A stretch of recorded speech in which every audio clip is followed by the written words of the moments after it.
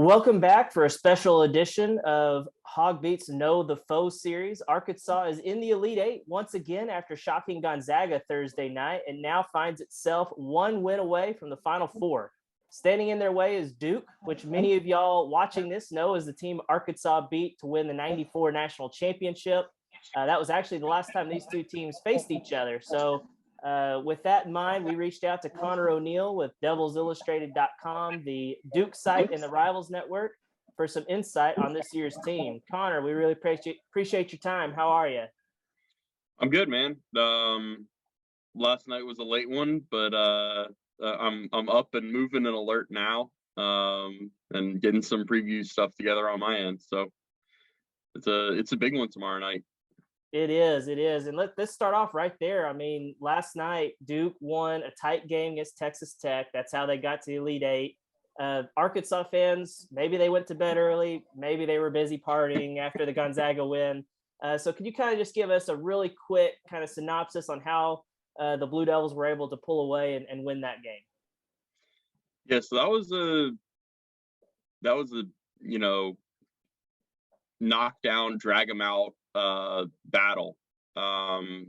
Duke, the main number that you need to know is Duke shot 70.8% in the second half. They made 17 of 24 shots against the number one defense in the country by a lot of metrics. I am kind of locked into KenPom here, and that's what I use. And they're, I think, the best defense in the last 20 years, or one of the best defenses in the last 20 years. So the offensive execution down the stretch for Duke, they made their last 8 shots, was just sublime.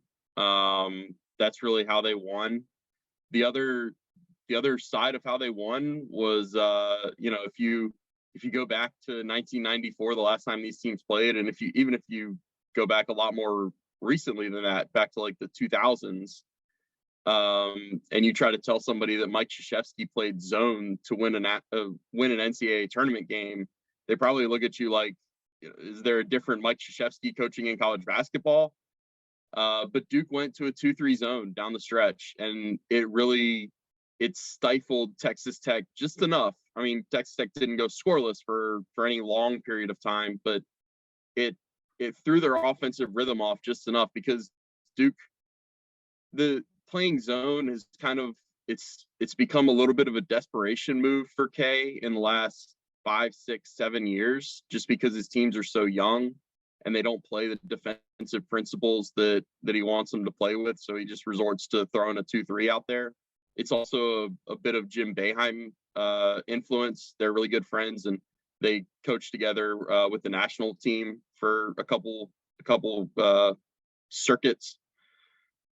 So Duke has not played 2-3 much this year. I think the last time they played 2-3 was an overtime loss at Florida State in mid-January, but they threw it out there in not as much of a desperation move as it was a tactical advantage type thing, and it worked. It, like I said, it stifled Texas Tech just enough to where Duke was able to kind of draw out the game and slow them down on offense, because they were a lot better offensively than I thought they were going to be.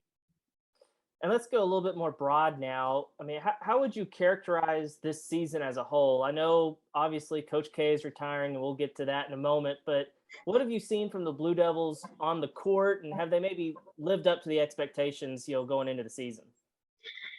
It's so tough for a Duke team to live up to expectations, because they bring in a top 5 recruiting class every year. Paulo Banchero, everybody expects so much out of him. It's like points a game, then it's almost like he's a disappointment. It's been a really interesting team to follow, right? They're up till about 3 weeks ago, I would have told you that their main characteristic was that they're a front running team. Like, if they get out on you by, 8, 10, 12 points, then they're going to run away with the game, and they're going to win by 8, 10, 12, maybe more than that going away.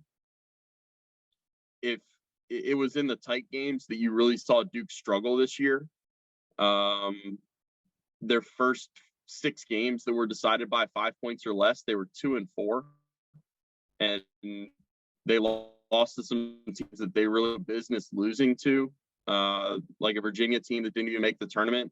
They barely beat a Clemson team that finished at the bottom of the ACC, and that was at Cameron. That's really changed over the last 3 weeks. They played 2 really tight games in the ACC tournament to get to the championship game where they lost to Virginia Tech. But really the main takeaway from Brooklyn has become they played Syracuse tight and they made enough plays down the stretch to win the game. They played Miami tight and they made the plays down the stretch to win the game.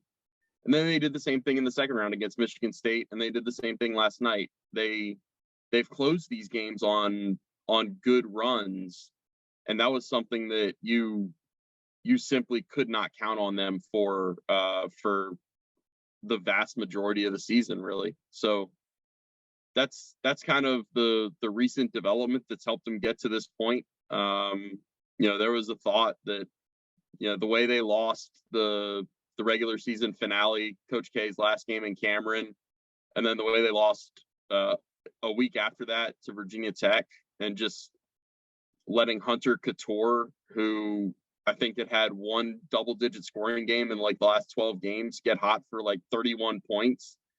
Watching those 2 games, I mean, you kind of thought like, man, this is going to be an early round flame out for a 2 or a 3 seed, and it's going to be really painful. But they've righted the ship, and that's how they've gotten to where they are.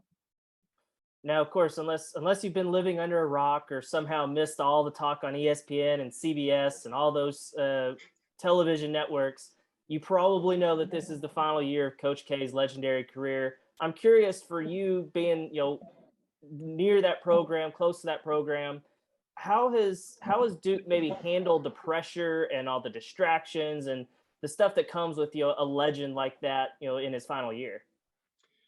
So you would say that they handled it really well, and they did a nice job of kind of pushing it off to the side as best they could. I mean, it was always going to be talked about. It's not like you're going to be able to ignore it. It's a 400-pound gorilla in the room, not just sitting in the room, but like banging cymbals, and I mean, it's just impossible to ignore. I think they folded in under the pressure of Coach K's final game at Cameron. There was just so much hype that went into that game against Carolina. I was thinking the other day, I mean, Duke lost that game by 13. Duke had a lead down the stretch. Like Duke was in position to win that game, and then all of a sudden could not get a defensive stop if their lives depended on it. And it became a matter of Carolina's going to score every time down the court, and Duke couldn't keep up the pace. So that's why they fell behind and eventually lost by double digits. But man, they seemed to step slow that night. They seemed like they had wilted under the pressure for the first time all year. And it was kind of jarring to see. I mean, that, losing any game to Carolina in that series, you're going to hear about it from your neighbors, from your cousins who are on the other side of the rivalry. But if you lose that game, if you lose the winningest coach in college basketball history's final home game, and what Cameron has meant to Duke and what Cameron has meant to Coach K and what Coach K has meant to Cameron, I mean, that's ultimate bragging rights. And I think the only way that you trump the ultimate bragging rights with that is, if the doomsday scenario happens, and that's if Duke wins tomorrow night and if UNC wins 2 games now this weekend, then they'll meet in the Final Four. That would be an incredible storyline. I know Arkansas fans hope that doesn't happen, but and I was going to dive in more on this year's team, their personnel. Obviously, we got to talk about Paulo Banchero, the stud, 6'10" freshman. He's averaging more than 17 points. What can you tell us about his game? What does he bring to the table? And are there any weaknesses to his game? So I'll start with weaknesses. I think he's a little loose with the ball sometimes, particularly when he's dribbling. He will get it out a little too far away from me, and he'll lose control of it. He's got pro moves though. He's such a polished offensive weapon for being only 19 years old. His shot it's streaky, but when he's knocking down threes, I don't know how you defend him. We went into the Texas Tech game saying, okay, Paulo's going to have to adjust because he's not going to be able to drive from the top of the key against Texas Tech. Texas Tech is this no middle defense. They siphon everything to the outsides. And he was still able to get to the middle with not frequency. He wasn't in there the whole game, but he was able to get to the middle a lot more than I thought he was. And, I don't know if Texas Tech was that off kilter that they allowed things that they didn't normally allow, but I was impressed with the fact that you go into the game thinking they're going to take away his pretty much number one strength, driving from the top of the key. And then he was still able to drive from the top of the key a couple times and hurt him. He's a really good interior passer. He works really well with Mark Williams. That was, one of the highlights coming down the stretch was a little pocket pass as Paulo drew the defenders to the right and flipped it kind of over his shoulder to Mark Williams, who had this just thunderous one-handed dunk. They work really well together inside. And I think I just saw a stat. Mark Williams is shooting like 71.3% and would be number one in the country in field goal percentage if he made enough field goals to qualify. But he's like, the cutoff is 5.0 field goals made per game, and he's at 4.9, something like that.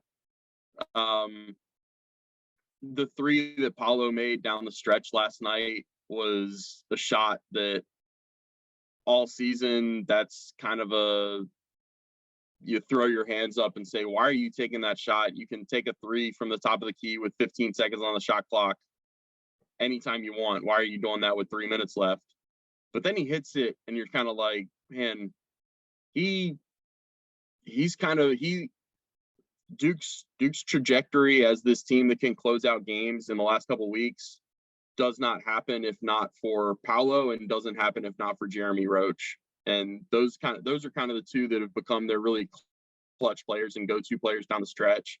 And for the development on Paulo's side of that, I would not have thought that would be the case even as much as a month ago. Like he was a player that turned the ball over and couldn't get good shots in the closing minutes of games more often than he came up with clutch plays.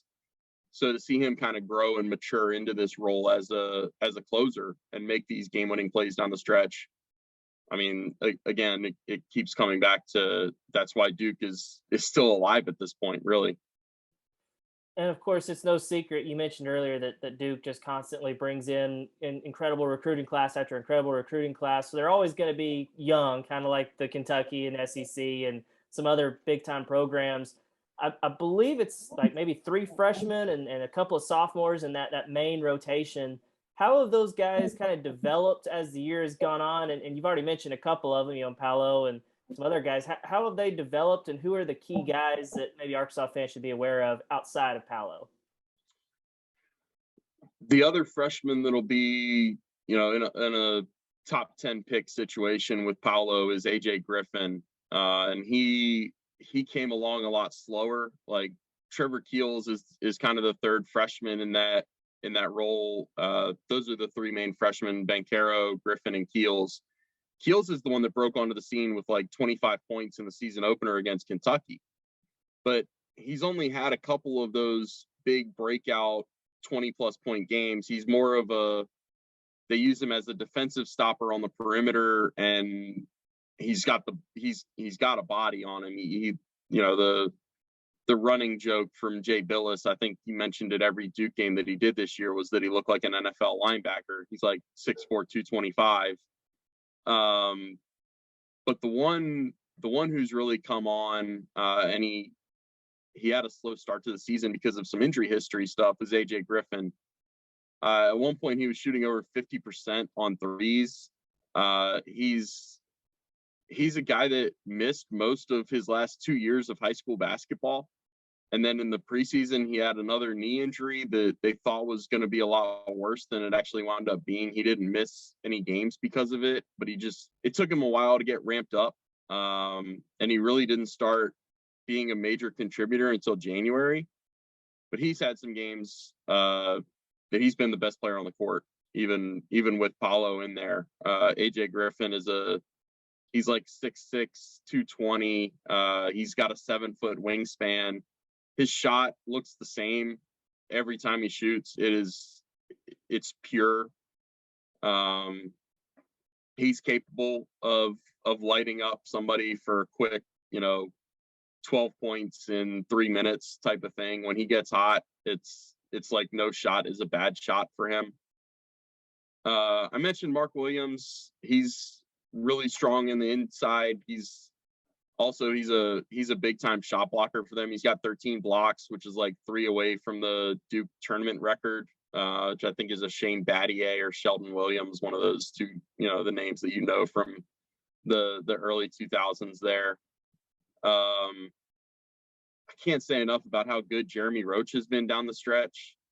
Jeremy Roach had a string of like 14 straight games from mid-December to mid-February where he didn't even score in double digits. Like he was just kind of the point guard. He was a facilitator. Even when Trevor Keels missed 3 games with an injury, Jeremy just was not a scorer for this team. But he scored in double figures in 8 of the last 12. He had a 19-point game in the ACC tournament. He's had 15 in the last 2 games each. I think 24 of his 30 points in the last 2 games have come in the second half.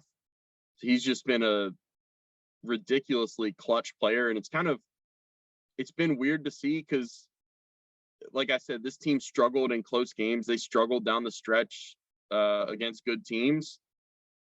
And Jeremy was never a guy that was taking shots in those stretches. He was, the ball would go to Paulo. The ball would get cycled around the perimeter. Wendell Moore is a really good kind of wing, 6'5". He can handle the ball. He can shoot.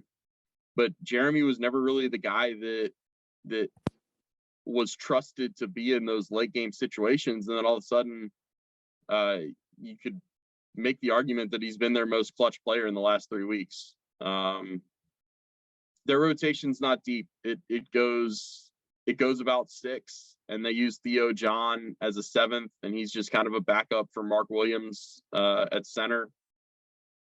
And that's about it. They've tried a couple guys for spot minutes in the first halves of games, and if they're not hitting threes, they're not going to get in. They're not going to get in the second half, and they're not going to stay in there for more than a minute or two. So it's not the deepest team. Well, I'm sure we could probably break this game down for an hour or so, but I know Arkansas fans are really pumped about this basketball team that is kind of resurgent. But I know they're also big baseball people, and I'd be remiss if I didn't get a quick thought from you. You also, in addition to covering Duke, also cover Wake Forest, and you had mentioned that you really enjoyed covering Chris Lanzilli on the Wake Forest baseball team, and now he's at Arkansas tearing it up so far. I was gonna just kind of get a quick thought on your feelings and thoughts on Chris Lanzilli. Yeah, I love Lanzo. He was a guy that I distinctly remember his freshman year. He kind of struggled. Wake was struggling. They went to play a midweek game at UNC Greensboro and had this crazy 10-run comeback, and he had the game-winning hit. He had a couple hits to get him started on the comeback. And I had never talked to him, and I went down to talk to him after the game, and man, he laid that thick Boston accent out there on the first answer. Or maybe it was even before the interview started, just like, hey, how's it going? And man, it was like, okay, so I know where you're from.